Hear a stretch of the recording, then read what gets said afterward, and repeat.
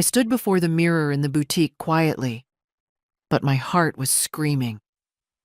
I held a pale lavender dress to my chest, feeling its soft silk cool against my skin, and thought, if I wear this, will she know I'm missing at her side?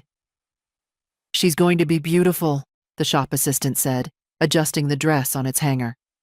I nodded, even though every smile felt borrowed.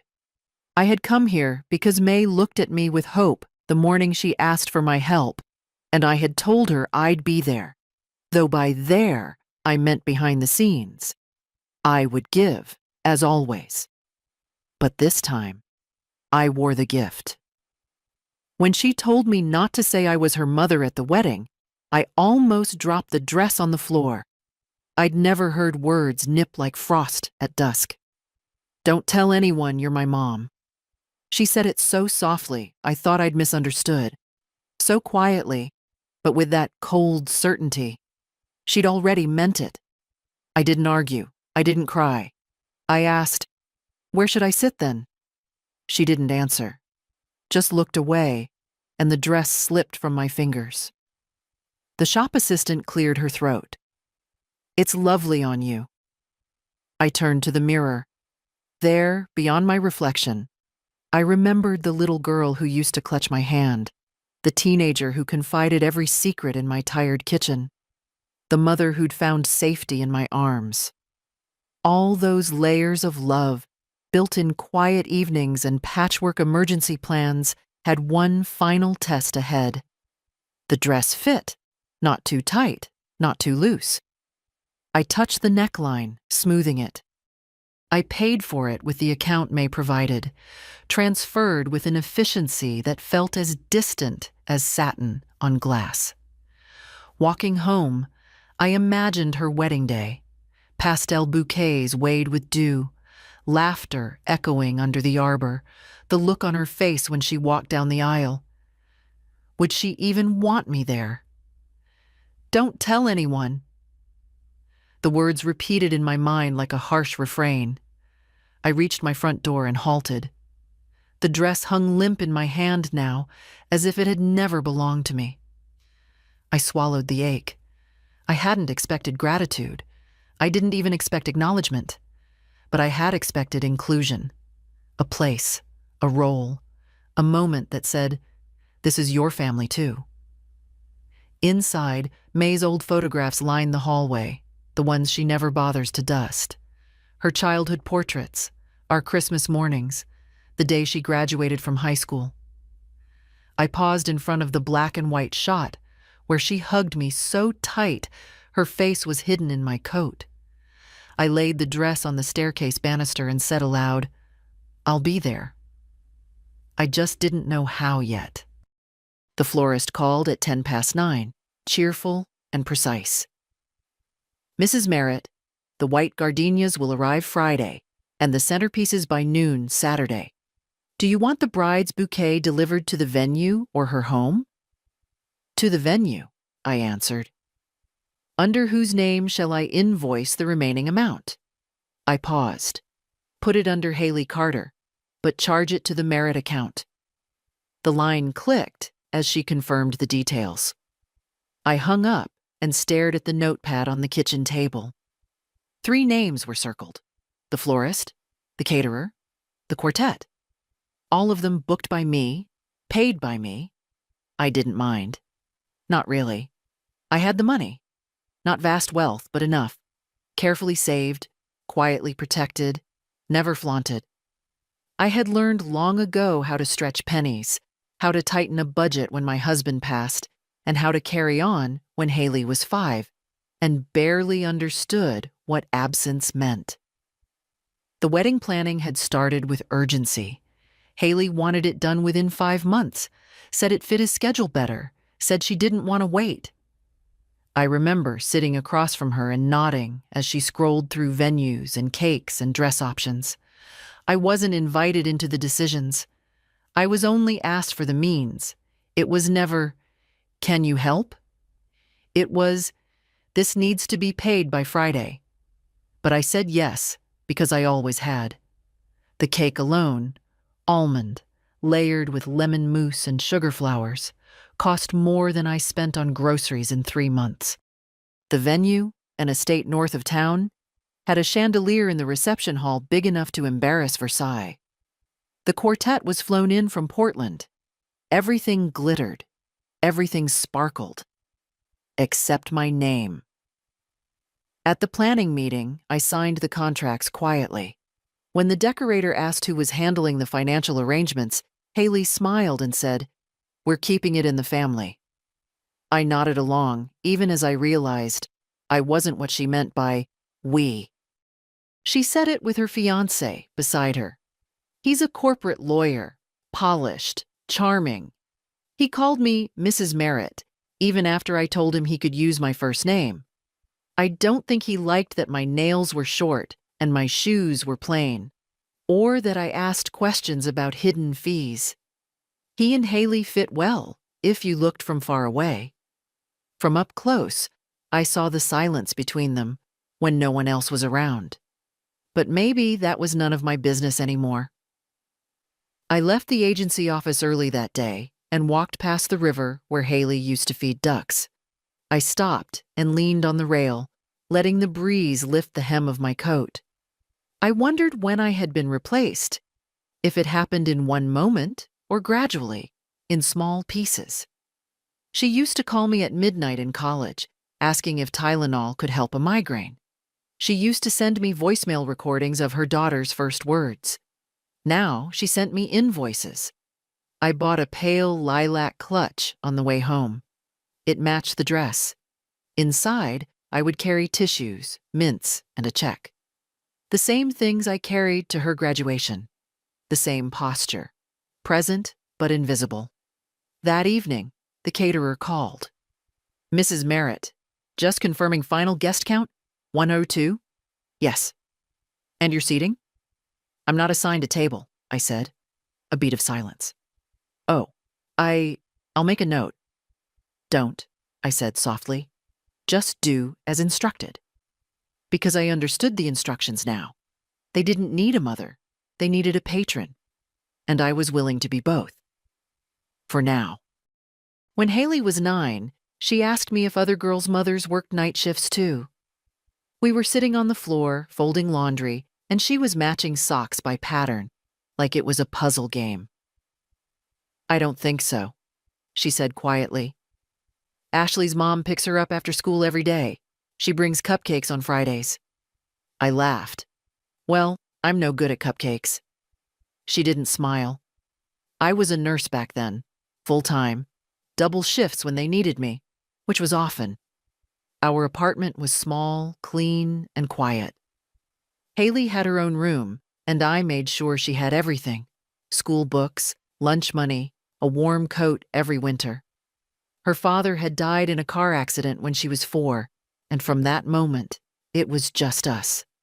I told myself over and over that she would understand someday, that one day she would see that I had held it all up for her. But children don't see scaffolding. They only remember what the windows looked like. At parent-teacher nights, I wore the same pressed blouse and black slacks. Other mothers came in heels, with curled hair and leather purses.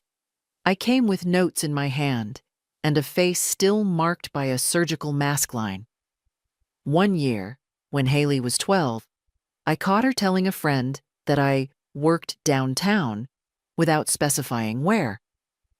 "Why didn't you say I'm a nurse?" I asked her later. She shrugged. "I don't know. It just sounded better." I didn't push it. I just went to the kitchen and made spaghetti. In high school, Haley excelled. Smart, disciplined, competitive. She got a scholarship to a private college 2 states away. I drove her there myself, in my 15-year-old car with one back window that wouldn't roll down. When we arrived, she jumped out quickly, already scanning the campus like she was trying to erase where she came from. "Let me help you with the boxes," I said. "It's okay, they have volunteers," she answered, already halfway down the walkway. That night, alone in a budget motel, I held her baby picture in my hand and stared at the curve of her cheek. I didn't cry. I had cried enough the first year after her father died. I had no tears left for distance earned honestly. Years passed. She became someone with clean lines and soft speech, someone who read legal documents without blinking, who corrected my grammar once in front of her colleagues. But I kept showing up. I paid for her internship apartment that summer in Chicago. I paid to fix her car when she rear-ended someone on the freeway. I sent her grocery money when the firm delayed her first paycheck. She never asked with entitlement. She always said, "I'll pay you back." She never did. And I never asked. Because some debts aren't about the money. They're about belief. About saying with action, "I still believe in you," even when they begin to believe less in you. The first time I realized she was embarrassed by me, really embarrassed, was when she called to say she couldn't make it to Thanksgiving. "We're going to my fiancé's parents," she said. "They live in the city?" "More or less." I found out later they were 15 miles away. I baked pie anyway. Apple, with a touch of lemon zest, the way she liked it when she was small. No one came to eat it. After that, we spoke less. Always polite, always transactional. Her voice had a cadence reserved for phone trees and customer service. So when she asked for help with the wedding, no warmth, no preamble, I said yes. Because I'd said yes to everything. Because I thought maybe, finally, this was the thing that would bring me back into the light of her affection. I never expected gratitude, but I also never expected shame. The morning before the wedding, I stood in the bathroom curling my hair for the first time in years. I wasn't very good at it anymore. My wrist stiffened with age, and the iron never clamped quite where I aimed. But I kept at it. The dress was laid across the bed, its soft lilac folds catching the early sun. I'd steamed it carefully the night before and polished the little clasp on the matching clutch. My low-heeled shoes sat by the door. All that remained was the invitation. Only it hadn't come. I checked the mail again, just in case. Still nothing. A flyer, a utility bill, a coupon for a carpet service I didn't need. I picked up my phone, opened my email, then my texts. Nothing from Haley. No forwarded details, no reminder. Just the same string of logistical updates from the planner weeks ago, all dry and impersonal. At 9, I called the venue. I didn't say who I was, just asked for the ceremony. Start time. 3 o'clock, ma'am, the receptionist answered. Reception follows at 6. Please check in at the guest table upon arrival. Guest table. Maybe they didn't send physical invitations. Maybe everything was digital. Maybe she assumed I would just come. Or maybe she hadn't wanted to send one. I stared at my reflection. My lipstick was soft coral, subtle. I wore it the day Haley graduated college. She told me I looked neat. Not beautiful, just neat. On the counter, I'd laid out a tiny envelope with a handwritten card and a check inside. The handwriting was deliberate. I'd practiced it. To Haley and Carter. For the beginning you deserve. I didn't write love, Mom. I just signed it JM. I told myself it was to be understated. Tasteful. But if I was honest, I didn't want to give her anything that could be quoted out loud. Not if she was pretending I wasn't her mother. I made a cup of tea, but it sat cooling beside me as I wandered the house. I touched the bookshelf she helped me paint when she was 12. I opened the coat closet and saw her old rain boots, bright yellow, size 3, still lined with faded pink fleece. They made me smile, and then they made me ache. At noon, I sat on the edge of my bed in my slip, dress still untouched beside me, and stared at the silence. Was it possible to love someone so completely and still not be welcome at the most important day of their life? I told myself she was stressed, that details had slipped, that someone else had forgotten to include me. But somewhere inside, I felt the truth sitting there, calm and heavy. She had meant it when she said, "Don't tell anyone you're my mom." That wasn't about timing or etiquette. That was identity. And identity didn't get lost in the mail. I stood up and zipped myself into the dress. The fabric felt smooth, kind, like it didn't care who I was. I applied a little more powder, adjusted the pearl studs in my ears, and wrapped the soft gray shawl around my shoulders. I looked like someone's mother, just not hers, apparently. Still, I would go. Because not everything we do is for the person who's forgotten us. Sometimes we show up to remind ourselves we're still real. The parking lot was almost full by the time I arrived. Shiny cars gleamed under the soft spring sun, lined up like guests themselves, polished, prepared, carefully chosen. My Toyota looked out of place among them, but I didn't mind. It had carried me through harder days than this. The estate grounds were picture perfect. Ivy-covered arches, stone steps, delicate signs directing guests toward the ceremony lawn. Everyone I passed was dressed just right. Sleek fabrics, expensive shoes, hair caught in elegant arrangements. I walked slower than most, letting them pass, letting them not notice me. At the top of the steps, a young woman in a headset smiled and asked, "Name, please." I hesitated. "June Merritt." She scanned her list, frowning lightly. "I don't seem to have you here. Are you with the bride or groom?" I looked past her toward the lawn, where white chairs were arranged in neat rows. "I'm the bride's family," I said quietly. She nodded, still unsure. "You can wait just off to the side for now." I stepped aside, my heart drumming a strange rhythm. Guests were laughing and greeting each other. I saw Carter in the distance, greeting someone's uncle with a firm handshake. I didn't see Haley. Then I felt a hand on my elbow. A familiar perfume reached me first, white jasmine and something citrus. Haley's scent. She was standing beside me before I could speak. "Mom," she said. Not loudly, not warmly. Just the word, like it was a problem to be solved. I smiled. "Hello, sweetheart.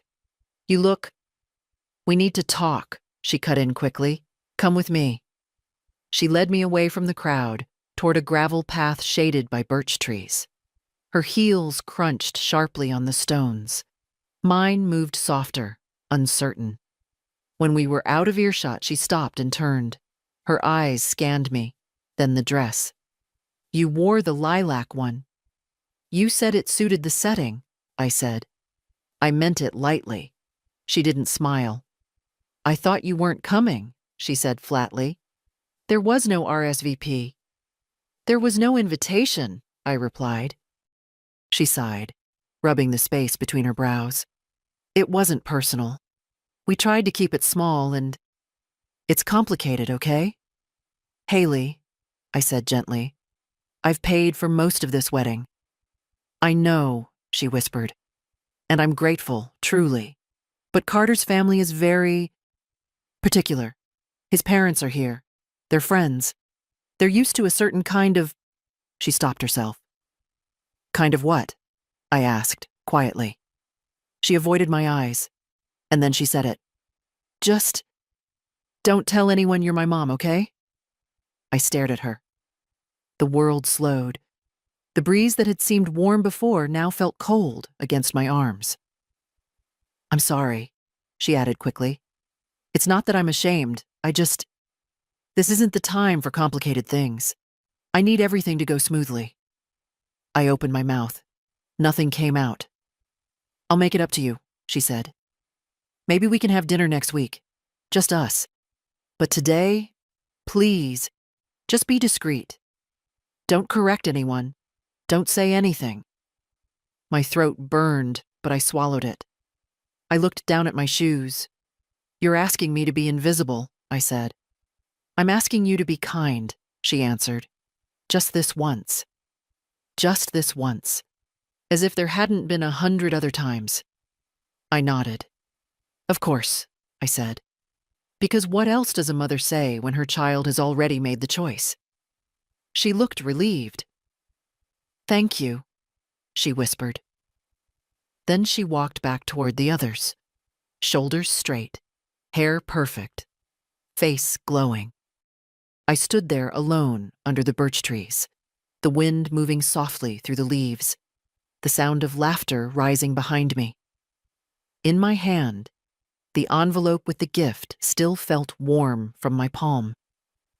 I didn't cry. I simply walked back the way I came, one careful step after another, like a woman who had learned how to walk through fire without leaving ashes behind. The photographer didn't mean to capture the moment. He was adjusting the lens, pacing backward toward the grove where I stood, his eye caught in the rhythm of candid shots. Guests greeting, children fidgeting, bridesmaids adjusting sashes. He hadn't seen Haley's face when she said it. He hadn't heard her whisper. But he caught the way her hand gripped my elbow, the tension in my posture, the way I looked not at her, but just past her, somewhere far behind. Click. And just like that, it was recorded.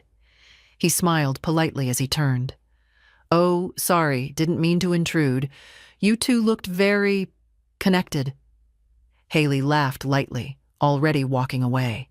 I managed a small nod. I don't know if he sensed anything. Maybe later, as he sorted the shots, he'd notice the tilt of my body or the way her fingers pressed too tightly into my sleeve. Maybe he wouldn't. I stood still for a few more seconds, letting the weight of the conversation settle inside me like stones in a river. Then I turned and walked quietly down the side path, away from the music, the chairs, the sound of string instruments warming up. No one stopped me. No one looked twice. At the parking lot, my car was where I'd left it, dull gray among glossy chrome. I unlocked it, slid in, and sat with the door ajar, letting air wash over me. The dress had creased at the waist. I smoothed it with one hand, mechanically. My hands didn't shake. They should have, I suppose. That's what people imagine when mothers are rejected. Shaking hands, wailing hearts, public tears. But the hurt in me didn't rise up. It settled. Deep. Solid. Like something that had always been waiting to happen. The check was still in my clutch. I looked at it now, folded with care, written with ink that didn't smudge. To Haley and Carter, it said. It didn't matter if I added with love. The money didn't carry the sentiment. I placed the envelope on the passenger seat. For a moment, I considered driving home. Then I drove instead to the edge of town. There, in a quiet cafe near the lake, I sat with a cup of coffee and no appetite. The waitress asked if I wanted cream. I said no, and she didn't ask why. Outside, couples walked dogs. A toddler pointed at ducks. The world moved on, unbothered by a wedding, by a mother dismissed, by a dress worn for someone who didn't want to see it. I stayed there for over an hour. I thought of Haley's face as a child, the way she used to braid my hair for fun, how she'd crawl into my bed on stormy nights and whisper, "Don't let go." Now she said the opposite. "Don't hold on. Don't say who you are. Don't remind me of the parts of myself I no longer want to be seen." At some point, I realized I still had the photographer's card.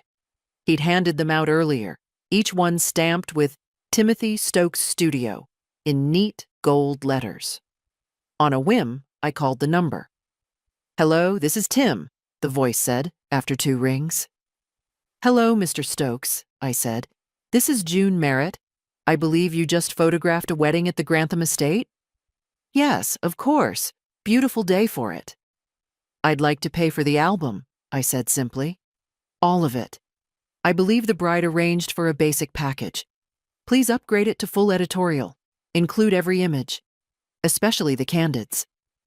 There was a pause. Certainly. And the delivery address? I gave him mine. Do you want me to send a proof gallery to the couple first? No, I said. Just finish it as you see fit. He hesitated, then said, Understood. I hung up. The album would arrive in 3 weeks, maybe 4. I didn't know if Haley would ever ask about it. I doubted she'd notice. But I would have it. I would hold it. I would remember. The house was quiet when I returned, but not peacefully so. It had the hush of something abandoned, like a church after service, faint perfume in the air, forgotten tissues in the pew. I left the dress on the back of a chair and sat down at the kitchen table without turning on any lights.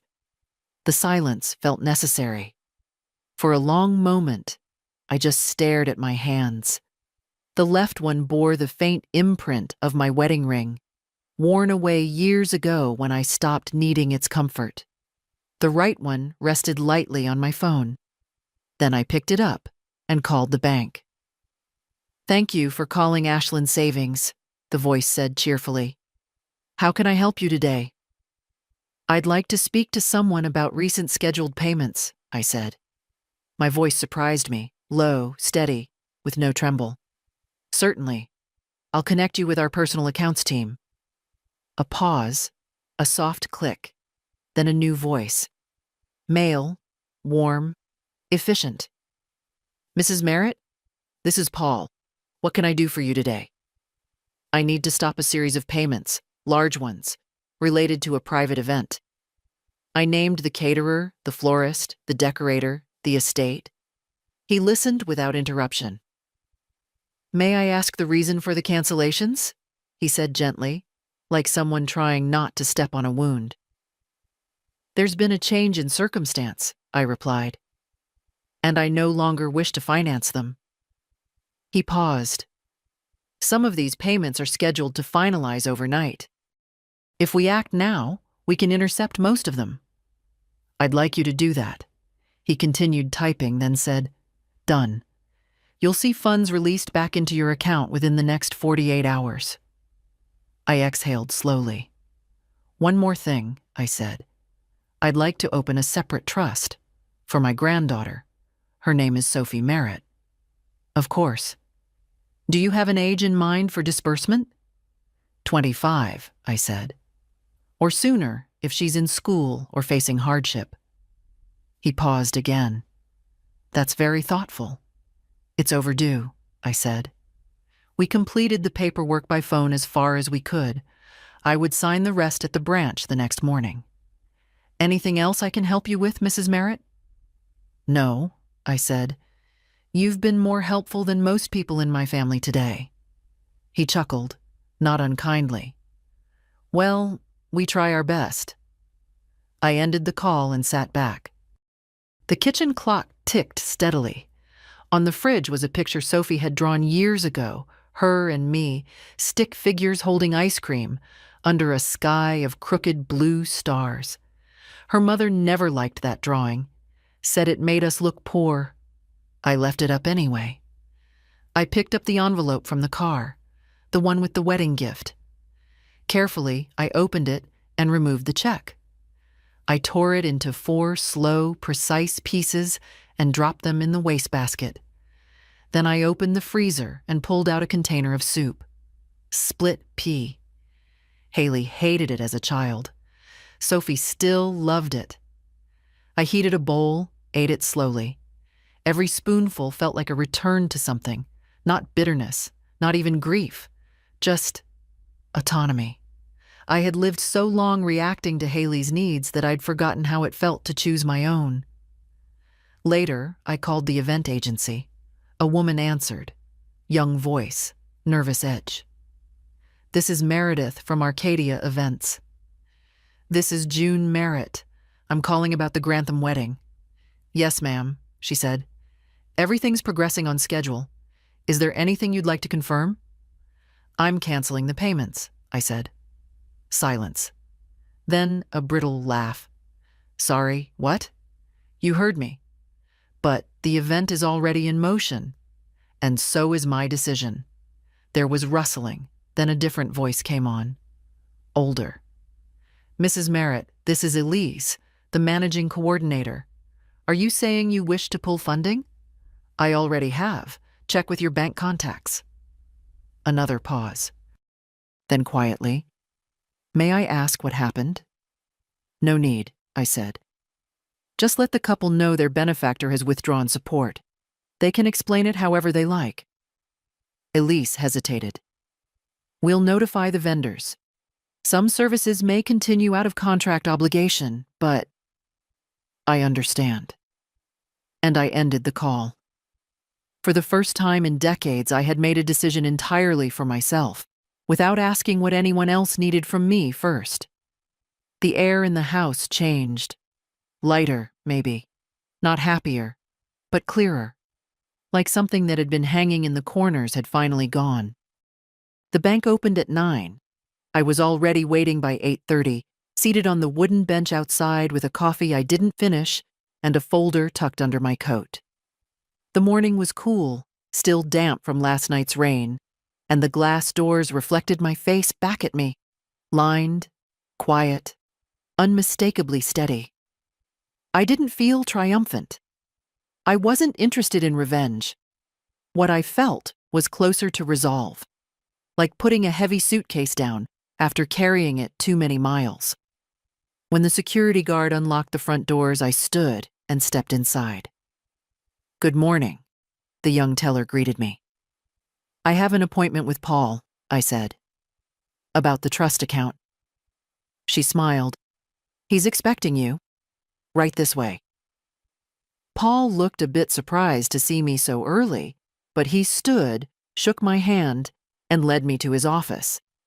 It smelled like printer paper and citrus wipes, the kind of sterile comfort that meant nothing and everything at once. Everything's in place, he said, pulling up files on his screen. The payments were stopped in time. One deposit went through, but it's reversible. The trust draft is ready, just needs your signature. He handed me a printed copy. I read every line, not because I distrusted him, but because I wanted to know exactly what I was giving and to whom. Sophie Merritt, my granddaughter, my only real person in this entire mess who had looked at me again and again as if I were someone to run toward, not away from. The trust would be modest but solid. Enough to help her through college. Enough to make a choice, any choice, without bargaining with guilt. And if something happens to me before she's of age? I asked. We've built in a secondary clause, he said. It becomes irrevocable and is managed by a third-party custodian until she turns 25. Good, I said. I signed each page slowly, carefully. The pen left a clean blue line across paper that had only ever known my signature in contexts of giving, co-signing loans, wiring tuition, opening joint accounts for people who used me like scaffolding. This one was different. This one was mine. When it was done, Paul slid a copy into a neat folder and handed it to me. She's lucky, he said, meaning it. She's kind, I answered. That's different than lucky. I left the bank and walked 2 blocks to the legal office that had handled my will years ago. The secretary, a woman I hadn't seen since she was pregnant with her second child, looked up and smiled. Mrs. Merritt, it's been a while. I'd like to update my estate documents, I said. Of course, she nodded. I'll see if Mr. Vernon is free. He was. Older now, heavier around the eyes but sharp as ever. He offered me water, which I declined, then sat behind his wide oak desk and listened. I need to remove one beneficiary, I said, and add protections around the trust I created this morning. Understood, he said, without asking why. The good ones never do. We went through the updates methodically. Haley's name came off the primary inheritance. A clause was added to prevent challenge. The wording was clean, not bitter, just final. I initialed each change. Afterward, I stood at the curb and watched the street for a long time. Cars passing, people moving, lives being lived. All of them detached from mine. Then I walked into a small bakery and bought myself a single lemon tart. No reason, no occasion. I hadn't had one since before Haley was born. I took it home, brewed a cup of strong tea, and sat by the window. The house was still. Not empty, just quiet in the way a place is when it's no longer stretched thin, trying to impress anyone. I pulled out the wedding program. I'd found it folded in my car door pocket after I left the venue. It listed the bridal party, the parents of the groom, a vague mention of family and friends on the bride's side. My name was nowhere. I folded it in half, then in half again. Then I slid it into the fireplace. It burned without resistance. Later, I dialed Sophie's number. She didn't answer, likely at the reception or asleep after the day's whirlwind. So I left a message. "Hi, darling. Just wanted to hear your voice. No rush to call back. I'll be home, always." I paused. "And Sophie, one day, when the time comes, you'll understand why I did things the way I did. I just hope, when you do, you'll still think of me with love." I hung up. Then I reached for the lemon tart, took a bite, and let the sharp sweetness settle on my tongue. It tasted like something I hadn't known I missed. The knock came just after 7. I hadn't expected anyone. Certainly not that night, not after everything. I was still in my house sweater, the lemon tart plate in the sink, the tea long gone cold. When I opened the door, Sophie stood there. She was still in her bridesmaid dress, dusty rose silk, creased now around the waist, a strand of hair fallen loose from her updo.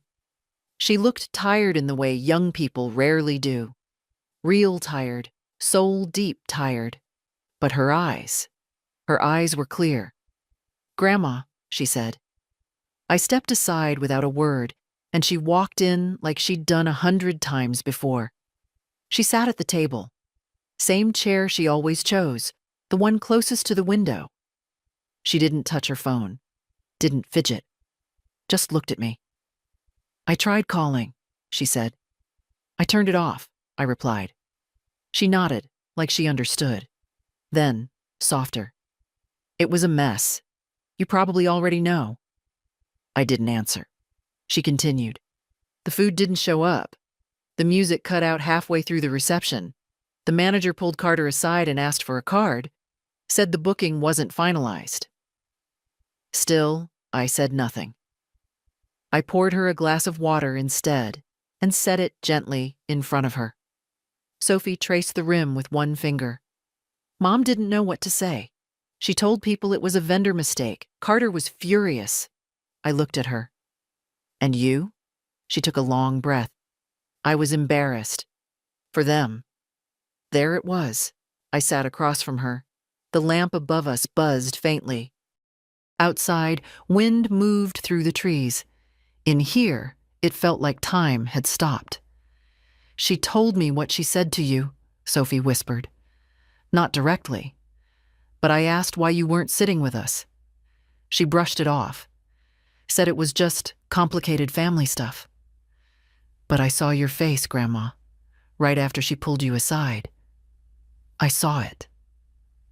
I stared at the tablecloth. Pale linen, a faint tea stain in the corner. It had been Haley's favorite when she was little. She used to trace the embroidered flowers with her fork while I told her bedtime stories at dinner. Sophie reached across the table, touched my hand lightly. "I'm so sorry." I shook my head. "You didn't do anything wrong." "Still," she said, "it wasn't right. And I don't know what's going to happen now, but I wanted to come see you. I couldn't go to bed knowing I hadn't. My fingers curled gently around hers. I didn't cancel the payments to punish her, I said. I need you to understand that. It wasn't anger. It was clarity. For the first time in years, I saw things plain. Sophie nodded slowly. She's always been complicated with you. I never understood why. Because I reminded her of where she came from, I said simply. And some people spend their whole lives trying to outgrow their beginnings, like they're shameful. But roots don't disappear just because you dress up the branches. She was quiet for a long time. Finally, she said, "They're angry, Mom and Carter. I heard them talking when they thought I was out of earshot. They feel humiliated, exposed. I imagine they do. She said you undermined her, that you embarrassed her." I looked up, meeting Sophie's eyes. "What do you think?" She didn't flinch. "I think she embarrassed herself." I wanted to cry then, not from pain, but from relief, from the quiet, steady presence of someone who saw, who had always seen, even if she didn't have the words before. I stood and opened the cupboard, pulling out the small tin of sugar cookies Sophie liked since she was little. The ones with too much powdered sugar and uneven edges. I set the tin down. She smiled. "You didn't have to come tonight," I said. "I did," she replied. "I didn't want you to think you were alone." I poured us both tea. We drank in silence. When she left, she hugged me hard. Not like a child clinging, and not like a guest saying goodbye, but like someone anchoring both of us to something solid. At the door, she paused. "Can I come tomorrow? Help you with the garden?" I smiled. "I'd like that." After she left, I stood for a long time in the hallway, listening to the quiet tick of the clock and the wind in the trees. Not lonely, just still. I turned off the porch light. Whatever happened next, I would be fine. The call came just after 9 the next morning. I was in the backyard, digging shallow rows for marigolds, the soil still cool from dawn.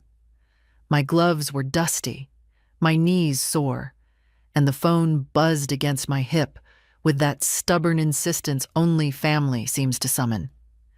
I didn't answer right away. I finished the row first, patted it down, then sat back on my heels before pulling off one glove and checking the screen. Haley. I let it ring out once. Then again. The third time, I picked up. "Hello." Her voice came sharp, tight, the kind of tone that's already halfway through a sentence before the greeting. "Why didn't you tell me you were pulling the funding?" I stood slowly, brushed dirt from my palms. "Good morning to you, too." "Mom," she said, lowering her voice like someone nearby might be listening. "Do you have any idea what kind of scene you caused?" I didn't cause anything. I stopped paying for something I was asked to keep quiet about. That's not sabotage, Haley. That's silence becoming self-respect. "I trusted you," she said. "I asked you to keep things discreet. You said you would. I did keep it discreet. You're the one who put me on the sidelines, remember?" There was a pause. I heard her exhale, sharp through the receiver. "You embarrassed me." "No, Haley. You did that when you asked me not to tell people I was your mother. That's not what I meant. It's exactly what you meant." Her voice rose slightly. "Do you know how hard I worked to make that day perfect? And you—" "Haley," I interrupted gently. "Did you even notice I left?" That stopped her. I could hear the gears turning. The pause was longer this time. Maybe she hadn't. Maybe she was too caught up in the wine and the speeches and the photographers. "I noticed," she said finally. "Eventually." I waited. She added, "It wasn't the time to have a conversation. And yet, you made time to ask me not to be your mother, to my face, at your wedding. That's not fair." It's not? She was quiet. I stepped back into the kitchen, the phone resting on my shoulder, the sun painting stripes across the tiled floor. You've spent years drawing lines, Haley, I said, between where you're going and where you came from. And I've stepped back every time. I told myself it was maturity, independence, progress. But I see now. It was distance.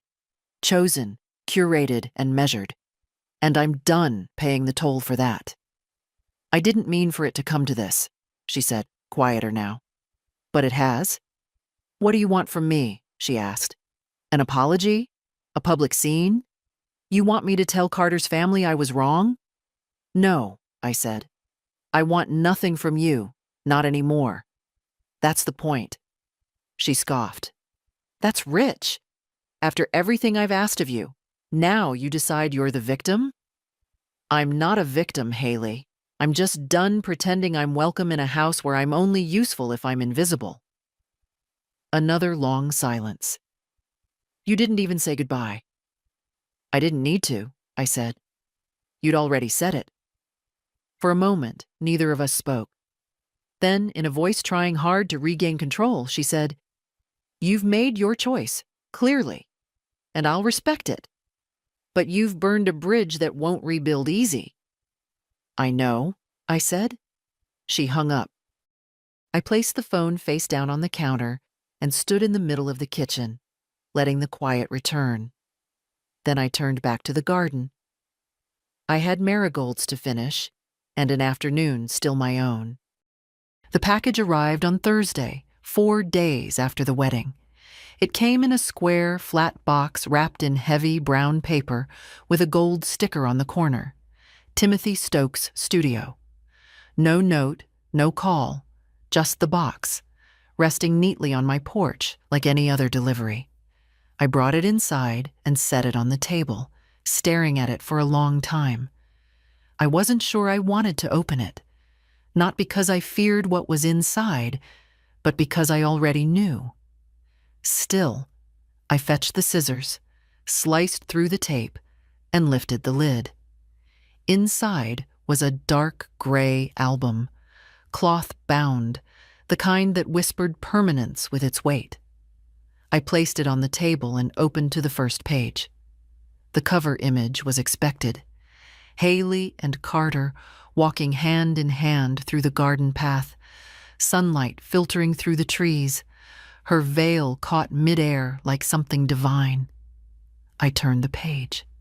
The ceremony, rows of smiling guests, the minister's hands raised mid-blessing, Haley's face as she glanced at Carter. All perfect, all planned. Then came the candids.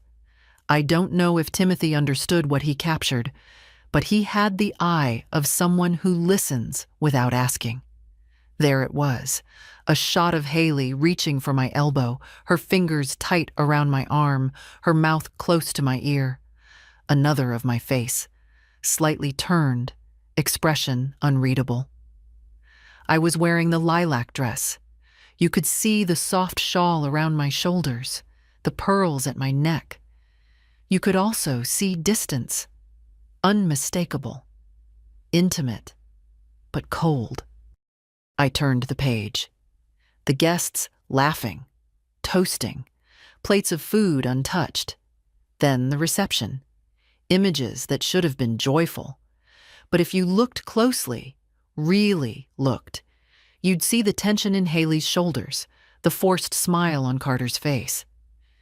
In one frame, Sophie is in the corner, looking toward the empty chair where I should have been. Page after page, the album unfolded like a story no one meant to tell. A beautiful day, polished on the surface, but frayed around the edges. It wasn't vengeful. It wasn't cruel. It was honest. Toward the end was a photo I hadn't expected. Sophie and me standing near the trees before the ceremony. She must have followed me when I started walking away. In the photo, I'm mid-step, one hand raised to adjust my shawl. Sophie is behind me, reaching, not touching, just reaching. It was a quiet picture, but it caught something no toast or dance could replicate. Connection. Generational. Undeniable. I closed the album gently. No tears came. I had cried enough over years in silence, in moments when no one saw. This time I just sat with it. The record, the evidence, the proof. I didn't plan to show it to Haley. I didn't plan to show it to anyone, really. But I would keep it. Not out of spite, not to relive pain, but because for once, the record showed the truth. I tucked the album back into its box, sealed it lightly, and carried it to the hallway cabinet. Not hidden, not displayed, just placed. A document, a marker. The kind of thing someone might find one day and understand more than words ever could. That evening, I made a simple dinner, grilled vegetables and rice. I watched the light fade behind the trees and let the quiet settle deep around me. I wasn't waiting for calls anymore. I wasn't checking for messages. I wasn't listening for apologies that would never come. I had my name. I had my truth. And now I had the album. Sophie came by Sunday morning, just like she said she would. She was in jeans, her hair pulled back in a loose knot, holding a paper bag with 2 still warm scones and a folded newspaper. I opened the door before she could knock. "You always know," she smiled. "Old habit," I said. "I used to listen for your mother's footsteps too, when she still lived here." She didn't answer that, just stepped inside and placed the bag on the counter. We ate in the kitchen, sunlight filling the room in slow strokes. She spread butter on her scone like she'd done as a little girl, meticulously, all the way to the edges. Her quiet care in that simple act felt like balm. "I like it here," she said. "Your house feels like everything stayed in one place." "Sometimes it did," I said. "Other times it only looked that way." After breakfast, we moved to the garden. The marigolds had settled in their rows. Sophie knelt beside me and dug with her hands, not minding the soil under her nails.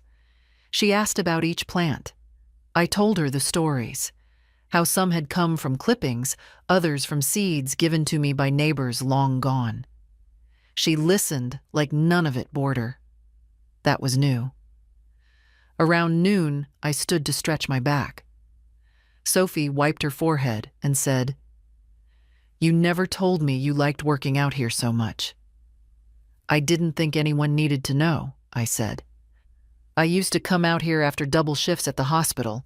It was the only quiet I had." She looked around. "No wonder you kept it." Later, we sat on the porch with glasses of cold tea, shoes off, our feet resting on the worn wooden steps. The air smelled of lavender and cut grass. I hadn't felt this kind of peace in years. She turned to me and asked, "Can I ask something?" "Always." "Why did you really stop the payments? I mean, not just the surface reason, not the hurt." "I know that part. But why now? After everything? Why not just walk away quietly, like always?" I thought for a moment, then answered slowly. "Because something shifted. Not just in her, but in me. For a long time, I believed love meant staying useful.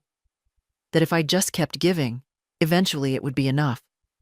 But standing there, in that dress, being told not to call myself her mother, I realized I was part of my own erasure. Sophie didn't flinch. She just watched me. "I didn't want to punish her," I said. "I wanted to stop participating in my own disappearance." She nodded once, then twice. "I think you did the right thing." "It didn't feel brave," I said. "It just felt necessary." She was quiet a while. Then she reached into her canvas bag and pulled out something wrapped in tissue, small, square. "I made you something," she said, almost shy. I unwrapped it carefully. It was a hand-painted tile in soft colors, lilac and cream, my garden, and on it, in neat lettering, "You were always seen." I swallowed hard. Sophie, I whispered. She reached over and took my hand. I saw you, even when she didn't. I saw you. The wind moved through the trees then, soft and certain, like an answer. We sat there until the light shifted, until the day bent into afternoon and the sky deepened into a pale blue stretch of quiet. She didn't need to stay longer. The gift was already made. And I knew as I looked at her walking down the path toward her car that I would never again believe I had vanished. I had roots, and they had bloomed. She showed up 3 days later. No call, no warning. Just her car pulling up the drive like it used to when she was 23 and between jobs, still unsure of herself, still willing to be vulnerable. Only now she stepped out of the car with that clipped grace she'd perfected. Heels too tall for gravel, coat too smooth for spring wind. She didn't knock. Just opened the gate, walked through the garden, and stood at my back door like she wasn't sure what she'd come to find. I was shelling peas at the kitchen table. When I looked up and saw her silhouette through the screen, I didn't move right away. She opened the door without asking.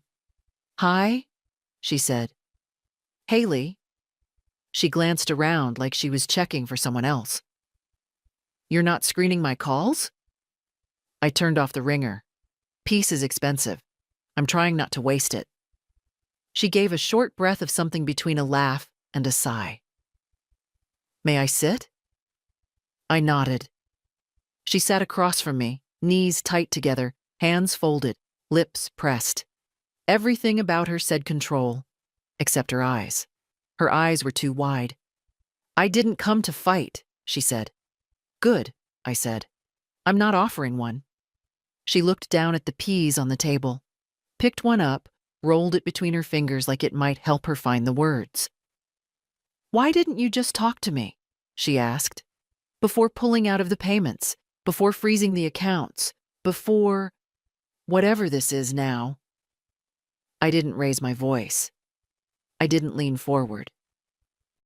I simply said, I'd been talking to you for 30 years, Haley. You just stopped listening.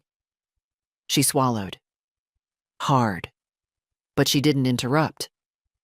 You asked me to be part of something, I continued, but only in the ways that were convenient. You wanted the money, the help, the support, but not the presence, not the truth of me. I didn't mean it like that, she said quickly. The wedding, it was complicated. No, I said. It was clear. You asked me not to tell anyone I was your mother. That wasn't about stress. That was about shame. Her shoulders stiffened. That's not fair. It's not kind either, but it's true. She stood abruptly, walked to the window, arms folded. I built something, she said. A life, a career, a place in the world, and sometimes I didn't know how to fit you into it. That's not the same as being ashamed. You didn't need to fit me, I said. You just needed to let me be. She turned to me, her voice shaking. You have no idea how hard I worked to keep things from falling apart. You think I married for comfort? I married because I was tired of drowning. I built my life on order because all I remember from childhood is you crying at the kitchen sink and bills we couldn't pay. I said nothing. You think I forgot who you are? She whispered. I remember every night you stayed awake while I was sick. Every shift you picked up when we couldn't afford heating. I remember how your hands looked after 15 hours in latex gloves. I looked at her then. Really looked. Then why? I asked gently. Did you want to hide me? She sat back down slowly. Because if I let the truth of you into that room, she said, I was afraid I'd lose what I built. And did you? She shook her head. No, but I lost something else. We sat there in silence. I'm not here for forgiveness, she said finally. I'm not even sure I deserve it. I'm not offering it like a reward, I replied. I'm offering it like a boundary. You don't get to take me in pieces anymore, Haley. I'm whole, whether you choose to see it or not. She nodded, almost like she'd expected it, maybe even needed to hear it. She stood again. I don't know what comes next. Then take your time, I said. But don't come back with apologies wrapped in expectations. I've run out of room for performance. At the door, she paused. Did Sophie tell you she's applying to the art program? She did, I said. She'll be fine. She told me she wants to move in with you for a while. She's welcome, I said. She always has been. Haley looked like she might cry then, but didn't. She just nodded, opened the door, and left. And this time, I didn't watch her drive away. Sophie arrived on a Tuesday with 2 suitcases and a canvas tote full of books. She parked carefully, like she didn't want to disturb the gravel. When I opened the door, she grinned in that quiet way she had, not flashy, not forced, just real. Are you sure? She asked, standing on the porch, hands curled around the strap of the tote. I was sure before you asked, I said. We carried her things inside. She chose the back bedroom, the one with the softer light, the windows that opened wide to the garden. I offered clean sheets and space in the dresser. She unpacked like someone who knew how to live gently. Neatly folded sweaters, a jar of brushes, a little wooden box of drawing pencils. That first evening, she made dinner. Pasta with olive oil, garlic, and greens she picked herself from the raised beds. She moved around my kitchen like it had always been hers. No fuss, no apology. I like the quiet here, she said. It listens, I replied. We ate on the porch. The sun stretched low across the yard, catching the tops of the marigolds. She told me about the portfolio she was building, showed me a few of her sketches, soft lines, bold choices. I saw myself in the structure. I saw her mother in the precision, but mostly I saw her. That night, after she went to bed, I stood outside her door and listened. No crying, no phone calls, just the sound of pages turning. The next morning, she joined me in the garden. I gave her gloves that didn't quite fit and a trowel with a cracked handle. She didn't complain, just knelt in the dirt and asked what needed pruning. Start with what's dead, I said. Then what's crowding the others. She smiled. There's a metaphor in there somewhere. I didn't answer. I didn't need to. Days passed in a rhythm I hadn't known I missed. We shopped together. Simple groceries, fresh eggs, a new bag of soil. We folded laundry while a radio played old songs. We talked sometimes, but not always. The silence between us was never heavy. One afternoon, she painted by the kitchen window. I watched from the hallway as she moved her brush in slow arcs, the tip barely touching the paper. She didn't notice me. Later, she left the painting on my chair, a soft image of the back garden, shadows falling just so, light captured like breath. I didn't want it to be perfect, she said. I wanted it to feel familiar. It did. One evening, we baked a pie. The old kind. Apple with lemon zest and cinnamon. My recipe, her hands. She peeled the apples slowly, like it mattered. When it was done, we ate it warm, with spoons and no plates. Mom texted, she said after a while. Oh? She asked if I was okay. I said yes. I didn't ask more. She didn't offer more. The next morning, I found a note on the fridge. Gone to library. Back for lunch. P.S. Marigolds look taller today. I smiled as I boiled the kettle. There was no ceremony to this new life. No declaration, no promises. Just the steady return of something I hadn't known I'd lost. Company without condition. Presence without pressure. Some nights, she sat cross-legged on the living room rug, sketching while I read. Other nights, we watched old films. She asked about my childhood once.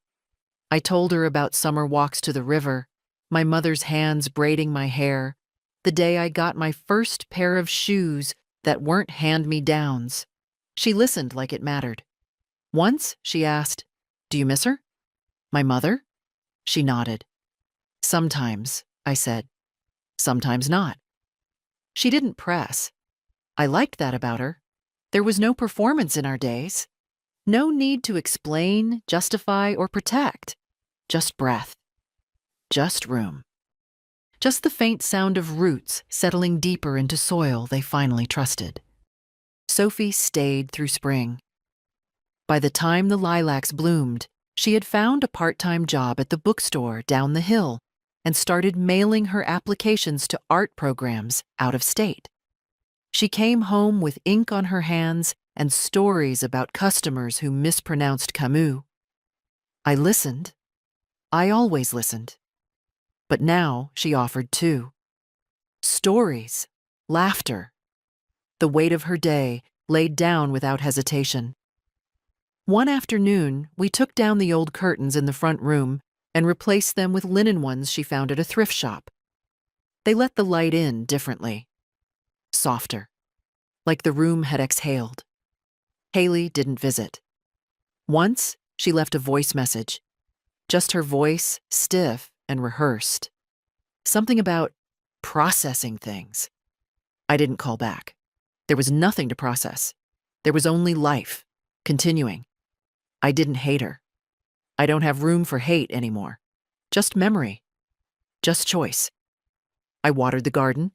I fed the birds. I read new books and reread old ones. Some days I missed who Haley used to be, before ambition turned to distance, before silence became policy. But I didn't miss who I had to become just to stay near her. Sophie called me home. She said it once, offhand, while locking the front door. "I'll be back by 6, Grandma.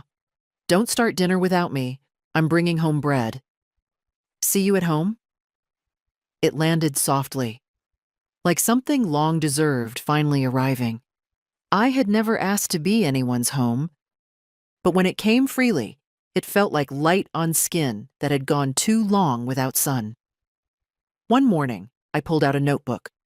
Just an ordinary spiral one. I began writing. Not letters, not confessions, just pages. Fragments, memories, recipes, truths. I didn't write for Haley, I wrote for Sophie, or someone like her. A woman who might one day forget that she comes from someone strong, someone who endured not for glory, but for love. Quiet, constant love. In the last pages, I wrote this. You don't need to be what they expect. You don't need to shrink to keep the peace. Speak clearly. Walk softly if you like, but never erase your own name to fit in someone else's picture. Love, yes, but love with your whole self, not just the parts they applaud. And when you feel forgotten, come home, to the earth, to the work of your own hands, to a kitchen that smells like something sweet. You are not invisible, not ever. Sophie read it, quietly. She didn't cry. She just hugged me and said, "This is what I'll keep." I nodded.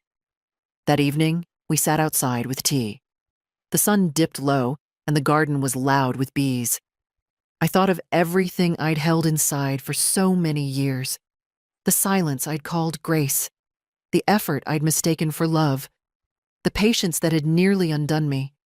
And I thought of now, of Sophie's bare feet in the grass, of my own voice, steady and unafraid, of the album in the cabinet, the tile on the wall, of marigolds blooming despite the frost.